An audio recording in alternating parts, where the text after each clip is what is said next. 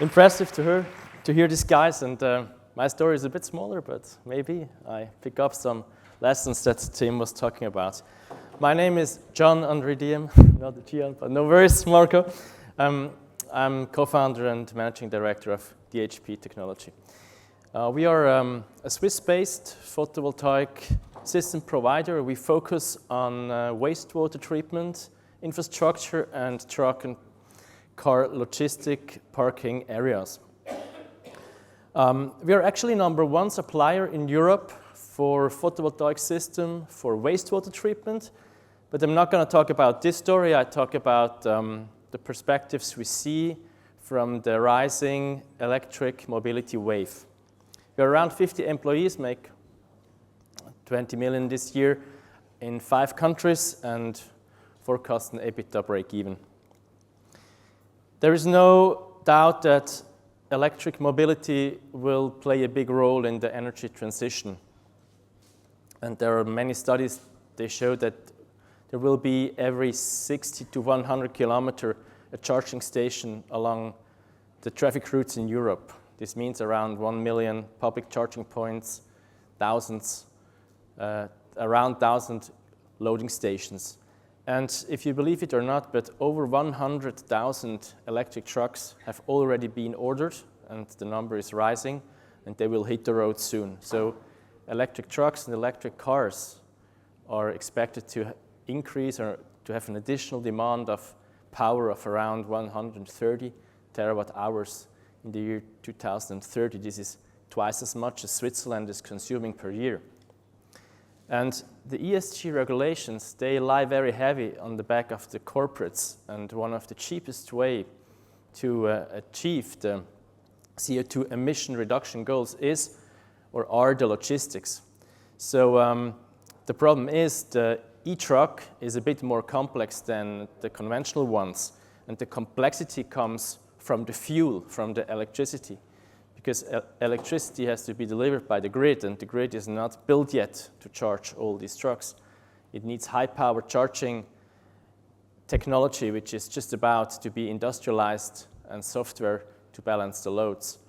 And from the manufacturing of the trucks to the operators of the gas station, there is a complete new ecosystem evolving, and this is happening right now.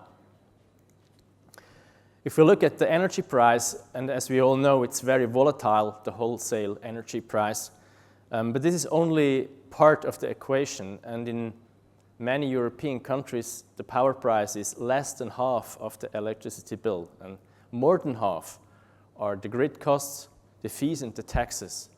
So to see a roughly 15 to 30 cent per kilowatt hour forecast, long-term forecast, is reasonable even for big power consumers.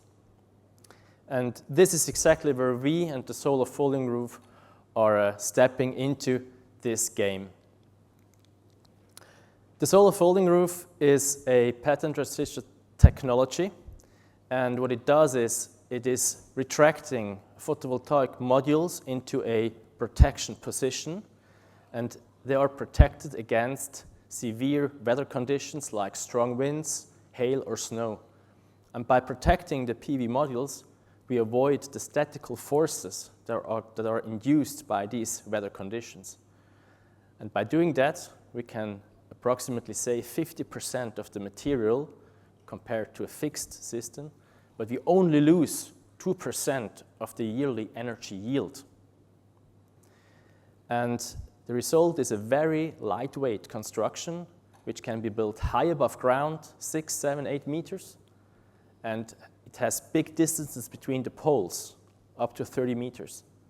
And this system can be used to cover an infrastructure completely without limiting the primary use, the primary operational and maintenance going on that infrastructure.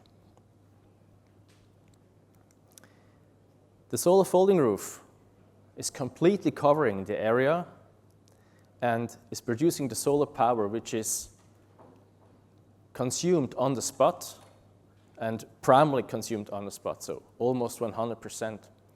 And the business model is like that. It's provided by an on-site power purchasing agreement, And by doing so, we avoid dependency on the grid and on subsidies.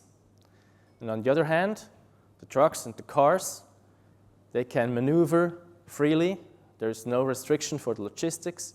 And what's very important, there is no loss of parking space.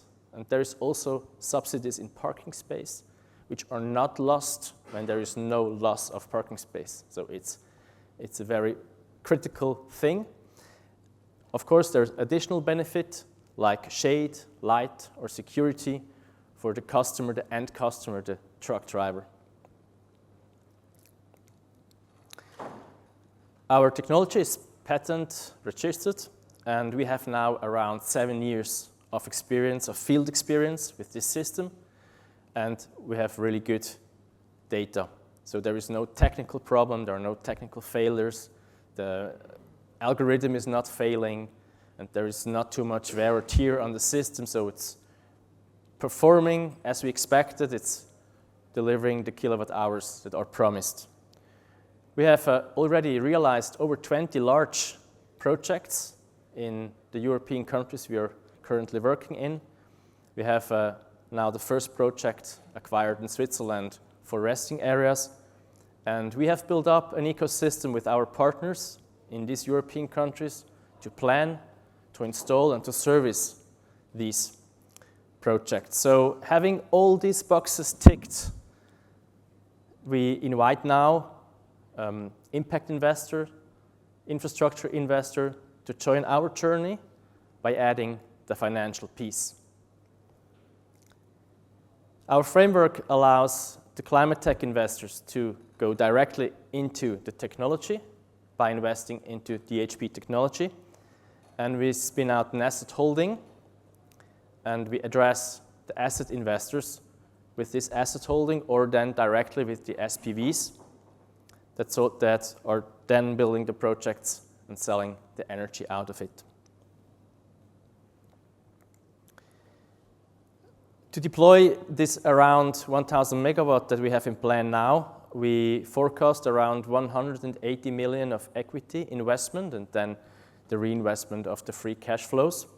And this financial model is very much backed by the fact that most of this energy is consumed locally. And that means it's very independent from the volatile wholesale prices that we see in the power exchange markets. This business case is a highly attractive long-term recurring revenue from one of the mega trends of our time now. We have acquired the first project in Switzerland with partners. It was a tender. Last year, it represents about 100 million euro project volume, and these 45 locations are resting areas along the Swiss highways. We are now currently developing 10 projects, and we plan to start realizing in 2025. We are now discussing with German rest area operators, and we get really positive feedback from that. So we are combining energy and mobility. And as it is with decentralized generated power and consumption, it's very good for the consumer and it's very good for the grid. On top of that, we provide synergies with the charging infrastructure. We don't lose any parking space. And of course, we improve the CO2 footprint massively. I'm now looking for an investment of around 5 to 10 million euros this year into DHP technology. We will spin off the asset holding.